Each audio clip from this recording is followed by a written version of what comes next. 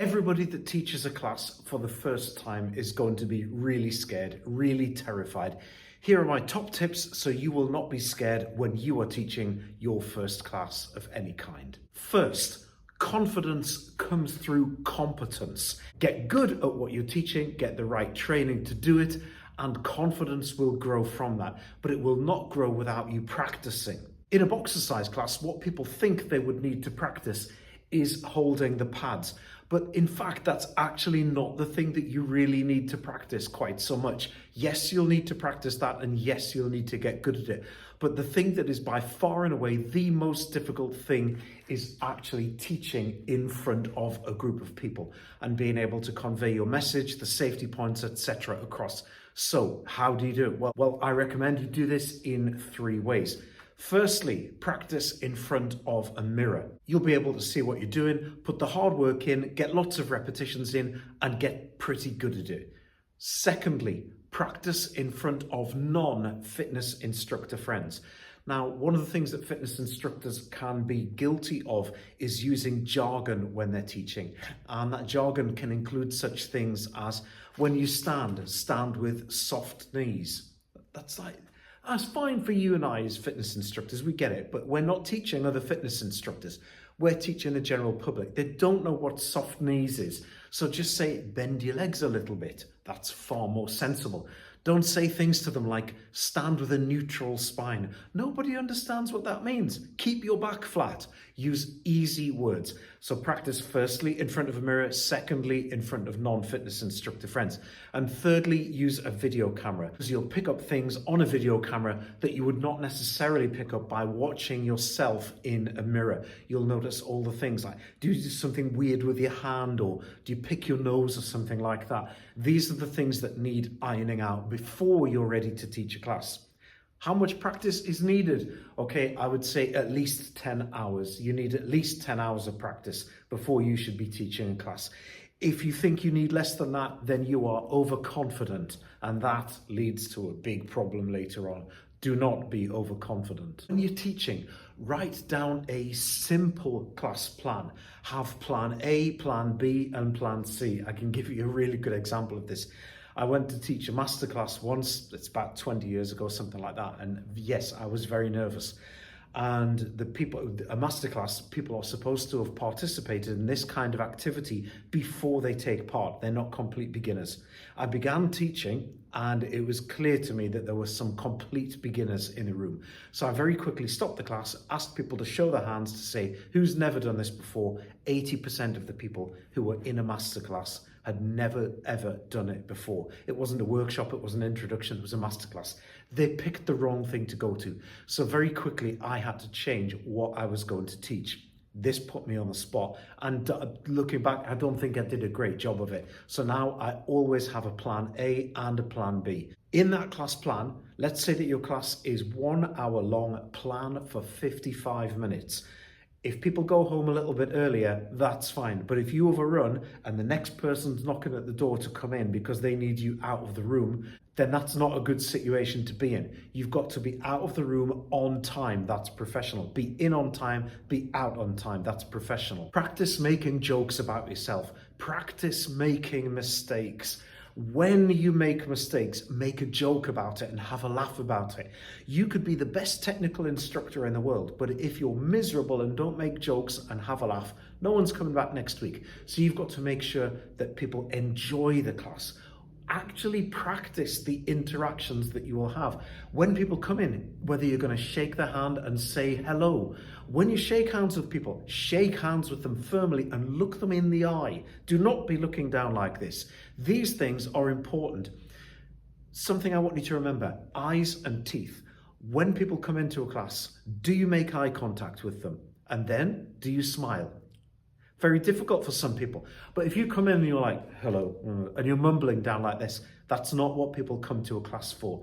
People come to a class for extrinsic motivation. They will get this from you and from the other members of the class. Encourage interaction between members of the class. People leave gyms, they do not leave friendships. Here's another great tip. We spend a lot of time working on safety points. Safety points such as thumb outside the hand, wrist is flat, 95% of reach at the elbow. Now what you can do Although to be fair, you should know these safety points before you go teaching them.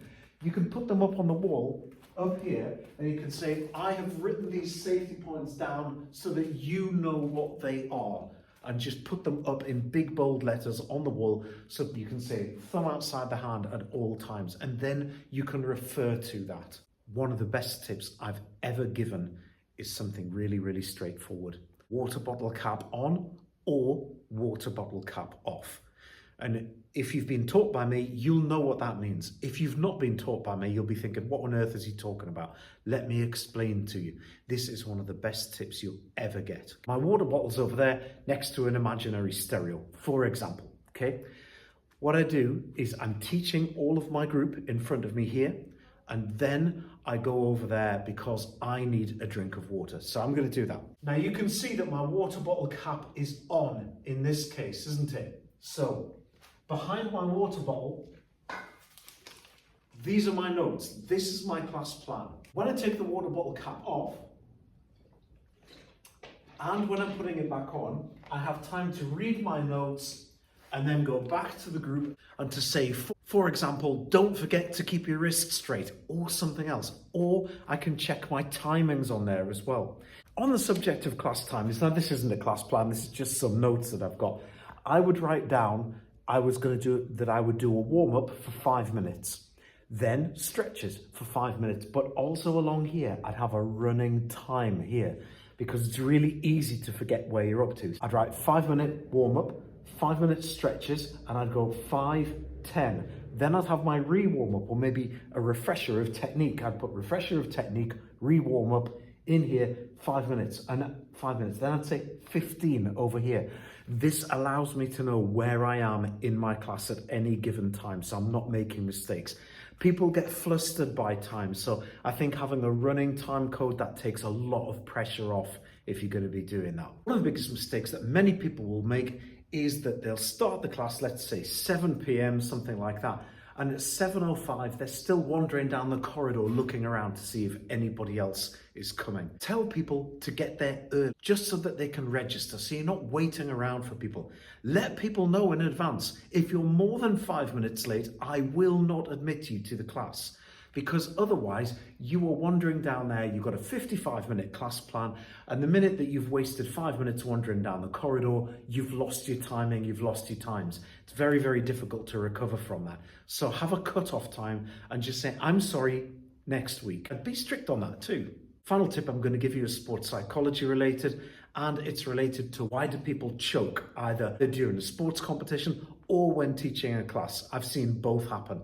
There's a very, very simple mechanism for this. The reason that people choke is because the recall memory, often referred to as the short-term memory, but the recall memory located here in the brain is overloaded. Now, once you've learned to do your techniques well, etc., and demonstrate it well, and once you've practiced teaching these things well, this will then be committed to your long-term memory, and the movements will be committed to the central pattern generators in the spinal cord, freeing up your recall memory.